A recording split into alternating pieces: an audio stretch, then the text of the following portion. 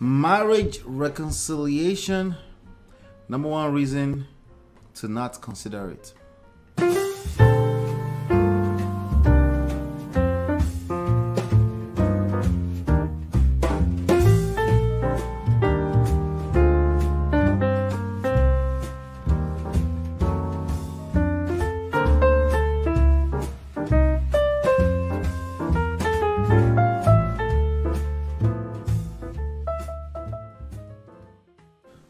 Awesome.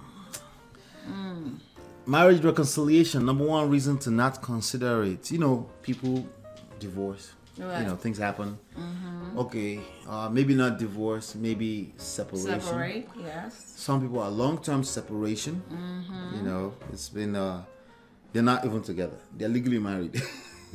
They're still bound by the law. But, Yes, but they're not really together Yes. for a long time now, right? But you know, things happen. In fact, I was just hearing a story of one of my aunties who reconciled. The husband has died now. They're older people. They're older than my parents.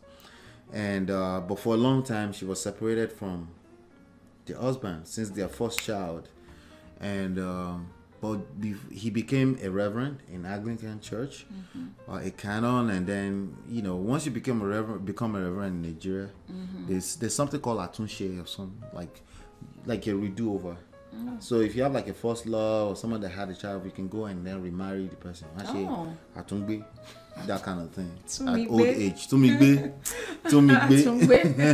Oh wow! Right, so they did a reconciliation and they were married up till he got older and died. You know, Interesting. so yeah, so that happens. Marriage reconciliation is a real thing. I always tell people, like, if your wife comes to you and wants separation or divorce, just say, hey, let me know if you change your mind, because that's a thing. It does happen. Yeah, And it does actually, when you do that, you increase the chances that can actually happen, because it makes them feel like they're making a decision. They feel safer. And the fear there is that, what if that's the exit for her? Well, she already exited, remember? She already left, remember? Oh my God. So now, if somebody comes and you're considering marriage reconciliation, what would be your number one reason to not consider it? For me, okay, number one reason is physical abuse. Physical abuse. That's a top one for me. Abuse, So is it abuse or physical abuse? Abuse in general, because Abuse in general. yes, because you know, as recently I took a course on at my job they made us take this course called Cut It Out. How to recognize people who are being abused in relationships, in marriage, because they come around us, they come to the salon, they sit down, they show signs, but if you're not paying attention, Right. you won't know that person is suffering, and that person might be screaming for help at that time, and you don't know. And some of them are not just physical abuse, they are mental abuse. Like, you know, someone putting you down all the time, that to the extent that you want to hurt yourself. So yeah, abuse in general, we Abuse just in have general. to it's not So I agree with her 100%. I've also adjusted my position over the last 3 years in terms of abuse or physical abuse. I still maintain my position that most people will experience some form of abuse in marriage, period. It's sad to say it that way, but my no is physical abuse. But also, I want to publicly adjust my position that keep in mind that it's verbal and mental abuse that leads to physical abuse. If you're experiencing what you as an individual consider abuse at any level, you need to seek professional help immediately. We're not saying you have to leave your marriage immediately. We're just saying seek professional help immediately. Make sure it is addressed, because people that engage in physical abuse are a lot of times not people that plan to engage in physical abuse. It's just that issues, anger escalate to that level. Yes. I'm not giving excuses for them. I'm telling you, people that said they would never do it, and it happened. And they find themselves in it, and it's toxic, and they keep going back and forth too.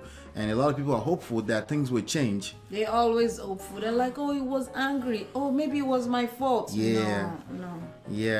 So I would say if you're interpreting what is going on as abuse, don't Minimize minimize it. Don't normalize it. Don't Don't give excuses for it. Yep. Seek professional help immediately. Yep. Excuse yourself from the situation as soon as possible and said, we're not gonna wait until it becomes physical abuse, is the point I'm making here. Right.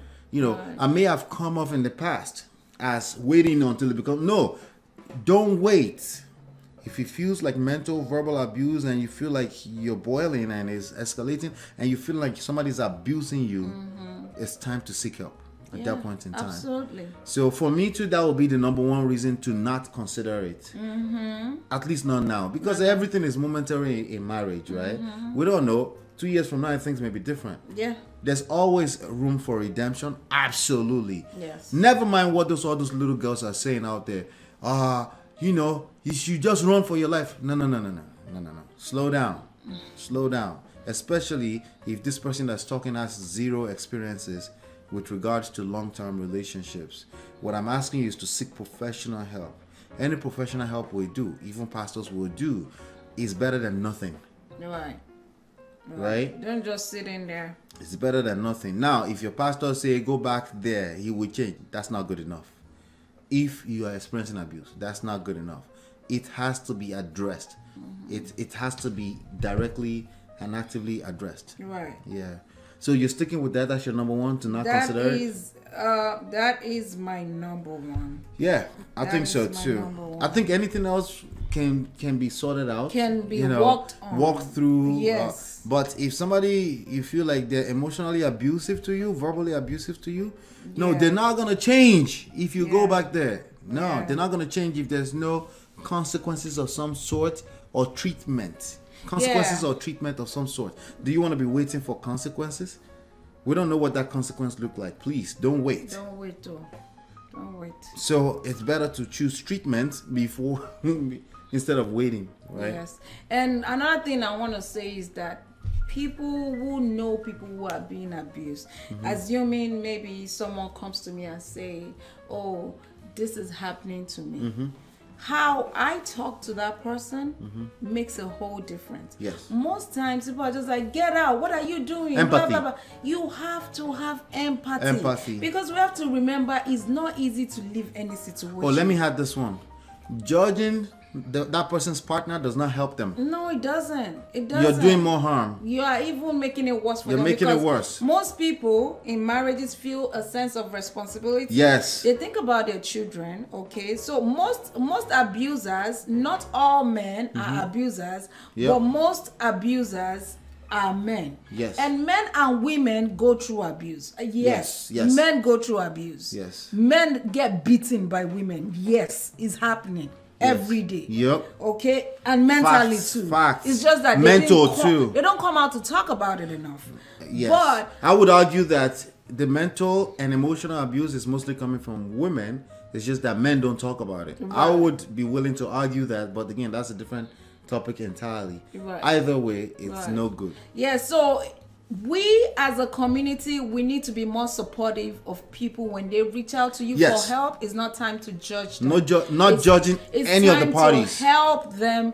Be a support system. Guide them. Know that you tell them you always be there when they need.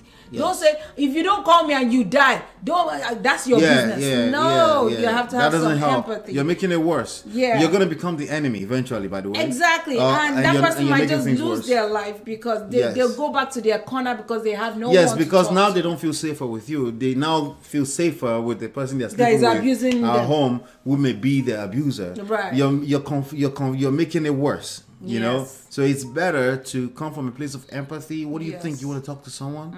Listen, I know somebody you can talk to. No, definitely you should talk to someone. No worries, you're gonna be all right. Everything is gonna be fine. Those are the conversations. Not, I knew it. I knew things like that. You are gonna hurt the person you love. Right. Oh, now we're advising people that want to advise people. But anyway, I'm just you get the gist. You get the gist.